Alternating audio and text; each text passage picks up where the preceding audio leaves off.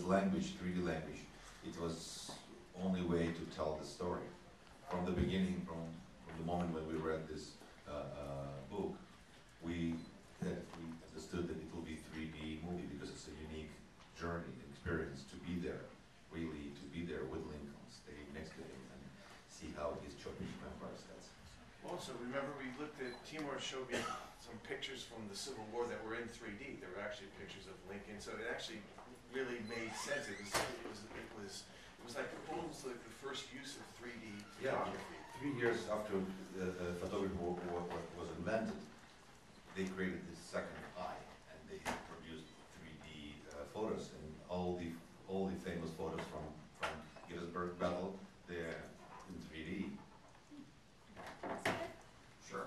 For Benjamin Walker, you started, I understand, in comedy, and you had a great success in a Broadway musical, an actor starring as a heroic figure in a big Hollywood movie. Where do you see your career going? What do you want to do?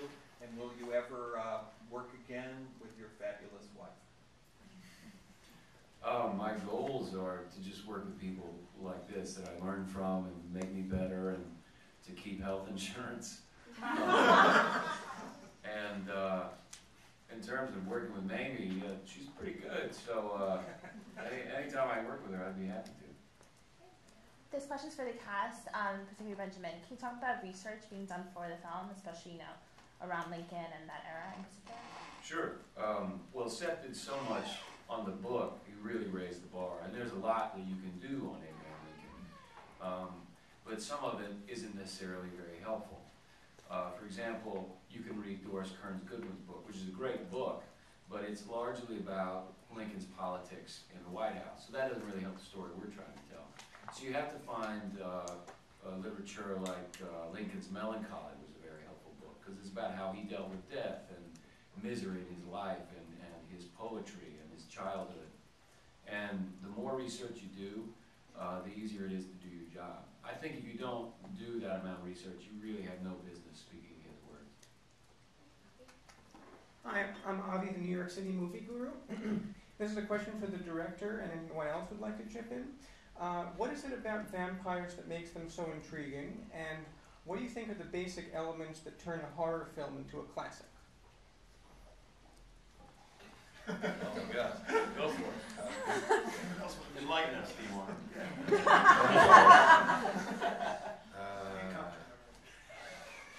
They're intriguing because they're intriguing because they look like human beings, and they are. It's a metaphor. We are shared. I mean, that's what I made in Night Witch and Day Witch. I found it that we are sucking energy, like it's very tough questions. suddenly I feel like I'm losing energy. And it's in vampirism and blood is just a metaphor for the who control, enslaving each other, and this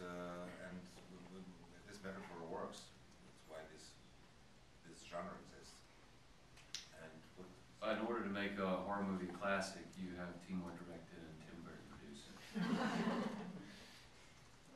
I guess that means you'll be in the next one. I wondered about I'm a huge fan of the book, and I wondered about the adaptation, the things you chose to leave in versus the things you chose to leave out. The thing that's very intriguing about this film is that we don't get the slam door at the end. We just see them sort of, we don't know, that it could be the way history tells us, but it's a little more ambivalent in the book, and I wondered what the thought was behind that particular change as well as some of the others. Well, I mean, the thought behind most of the changes, I mean, it's different mediums, so you only have 2 hours to tell the same story, and so when you do any adaptation, it's going to have to, you're going to have to parse, and cut a lot out. When you're making, when you're making a big summer blockbuster 3D action movie with the director of Night Watch and Wanted, you know that you're going to have to be on your toes and raise your game in terms of creating those memorable sequences and things. And frankly, there were things that the book just didn't have that a really big, satisfying movie needs. Things like a villain,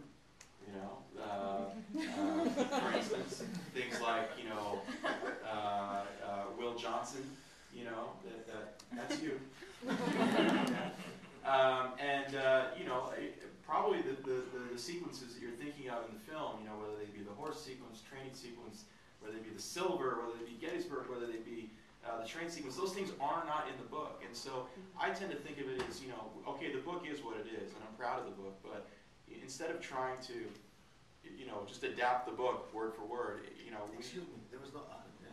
Yeah, there was no.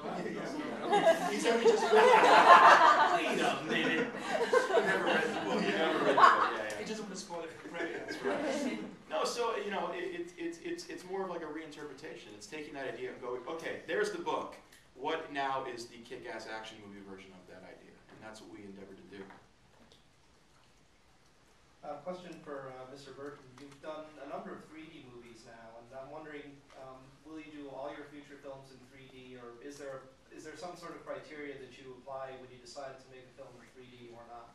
No, I think not every film needs to be 3D. And I actually like, there's that Hollywood thing like 3D or no 3D, yes or no. And I think the choice is always nice. I think, you know, some people like 3D, some people rather see it in 2D. So I think the choice is always great. But this particular one, again, based on those photographs, I mean, it just was completely seemed the obvious and the right tool to use for this particular movie, for sure. 3D adds mystery, yeah, for this project. Yeah, and it brings you more, it brings you there. And again, it was like very clear from these photographs that that's exactly the way to go. This question is for Ben. You have some pretty sick axe skills in the movie. Pretty great. Can you talk a little bit about the training you did, and was there one particular move that was really hard to master? Oh yeah, I mean, we had great people that taught me, guys like Justin Eden and Don Lee, or you know, the best stunt guys in the business, and they kicked my ass, and they also were tough enough to stand there while I, you know, hit him in the face with a rubber axe. The hardest part was because we're in 3D, you can't fudge the distance, and you have to get as close as possible. So, yeah, there were a number of accidents. Were you ever hurt? I mean, I didn't get hurt that much, but a number of stunt guys really took their legs. He was hurt emotionally. Yeah, exactly. I would ruin takes because I hit somebody and went, "Oh, I'm so sorry, I'm sorry." So you're asking the audience to suspend their reality and accept this fictional history. And what specific aspects did you keep in mind in order to help aid this process of trying to make audiences believe that this could actually happen, or have happened? Well, I think the joke ends at the title. And, you know, I think nobody up here is denying that the premise of the film is absurd. But that said, you know, okay, that's fine, but we're going to do it in the most dedicated, straightforward, kick-ass way imaginable. And we're not going to wink at the audience. It's, you know, how do you make it more? You do that by making it grounded and making it seem real. You do that by having Timur direct everyone in his team to make it, whether it's the period, you know, design of the movie, the costumes, the performances. I mean, like, all the actors here on this dais are actors.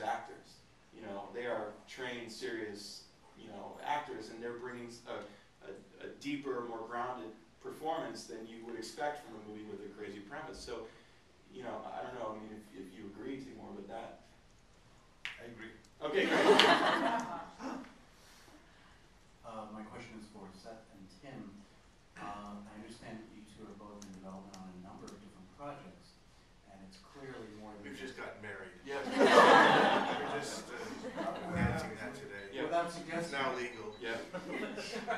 Without suggesting anything, it's more than just a casual working relationship at this point. Oh, really? Not like that. But I want to know what it is about your sensibilities that you find similar, and where you are in developing a follow-up to Beetlejuice, I believe, that you're working on.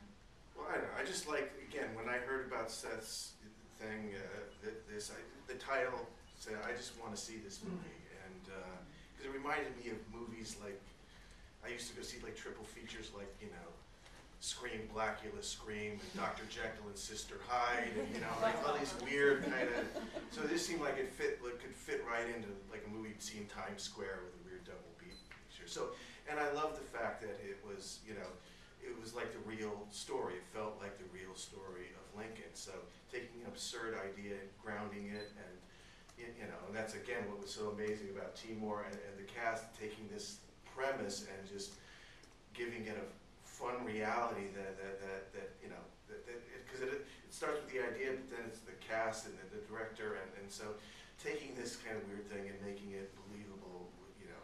And for me, just being a producer, because I can't ever watch my own movies. This is the first movie that I've been involved with, so I can really enjoy.